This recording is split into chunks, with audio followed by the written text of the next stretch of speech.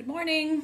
So today is my second day of outpatient pediatrics, and as you can see, it's already a lot more relaxed than inpatient was.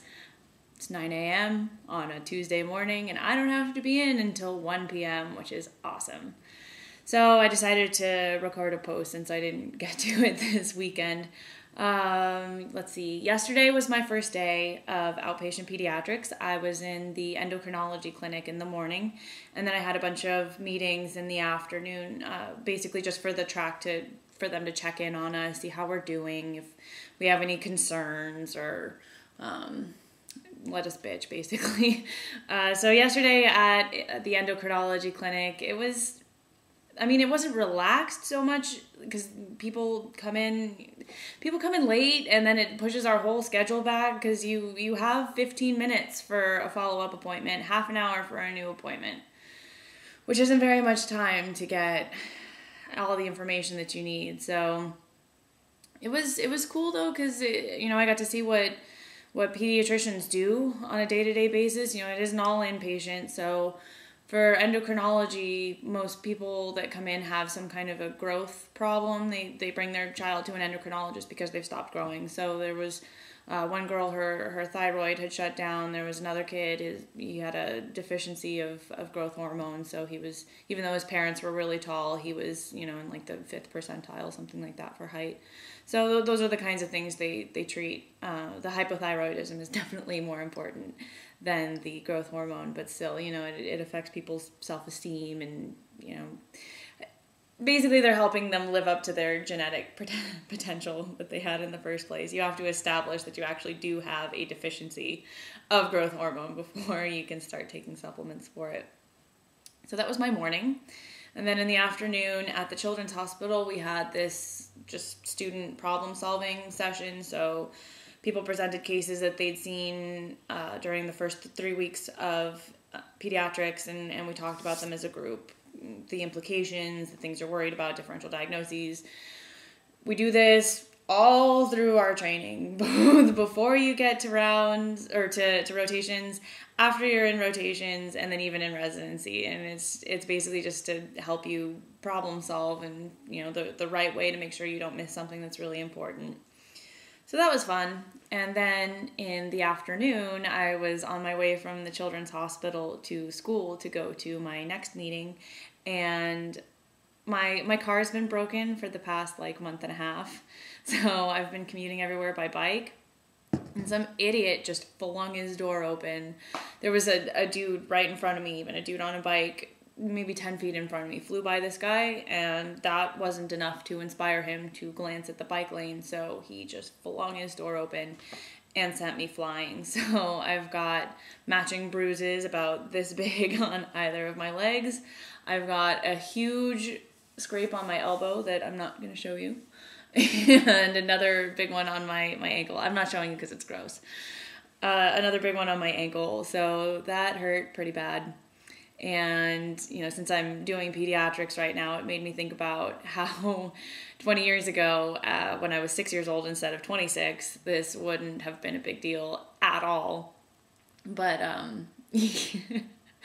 that stuff hurts. It hurts really bad. I hadn't taken a spill like that in, I want to say 6 years. And so, you forget. Oh man, as an adult, you just don't bounce back the way you did even at the age of 20. Oh, so, that sucked.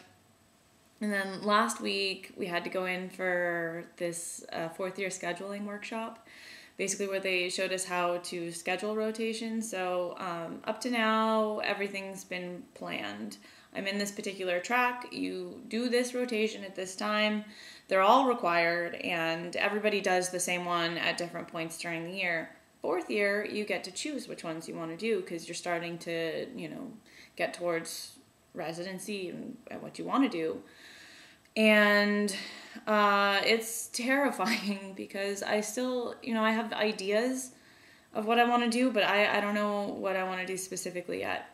And not only do we have to schedule all this stuff, but we start having to put together our applications for residency and thinking about interviews and thinking about, what kind of shape is my life going to take from here. So the reason this is stressful is because my boyfriend's also a third-year medical student, and there's an option where you can link your application to somebody else's and they'll try to put you in the same geographical area. They call it couples matching, but I mean, friends can do it too. You can decide to link your application to one other person, basically. So if it's your best friend, you're allowed to do that. So yeah, we're going to have to figure all that stuff out. He's going to have to figure out what he wants to do, and I'm going to have to figure out what I want to do. And we already talked about it a little bit in the sense like should we do this or not? And the tentative answer right now is yes, but there's a lot of variables that we need to work out in between. So I know for a fact that he's going to want to stay here where we are right now. And I mean, I don't mind staying here. This is a nice place and I've been happy, but I'm not willing necessarily to sacrifice a whole bunch of opportunities just so that we can stay here. And so, why can't we go back to where I'm from originally? Why can't we go somewhere else even? If that's the way things are going to work out, there's a lot of nice places in the world, and I'm not going to do a different specialty just so that I can stay here. That seems ridiculous when you can just go and get your training and you're all in the hospital all the time anyway. Who cares where it is really? And come back here for a job or whatever. So yeah, we're gonna have to talk about that, and it's probably not going to be an easy conversation necessarily because there's a lot of things we need to take into account. And I'd really like to start working some of that stuff out, but I really want to get advised first and just know what I'm looking at. I haven't done any research, which I tried last year, but it didn't work out. I've got some activities, but not that many. My test scores are pretty good, but who knows how far that's actually going to get me. And so, I mean, I don't even know if emergency medicine is necessarily an option for me. So, I mean, it might be that my decision's already made for me. Regardless, I need to go talk to somebody who's an expert about this stuff, and it seems like the only time that they have appointments is from like 1 to 3 p.m. And the fact that I'm not doing anything right now, like right at this moment, don't let that fool you. I never get time off like this. I don't even know the last time I had an afternoon off, when that was. It might have been during psych 6 months ago. And so I honestly don't know when I'm expected to leave my rotation in the middle of the afternoon to go all the way back to school and get advised. So it's stressful. It's going to be an interesting couple of months while we start working out all this stuff and starting to put it together. So that's where I'm at right now. Beginning of outpatient.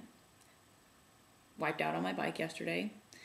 And trying to work out what the future's actually going to look like. So in the meantime, I'm going to chill. I'm going to enjoy my mocha that I made myself this morning and try to figure out some of this stuff on my own before I go in for advising. So everybody have a nice morning.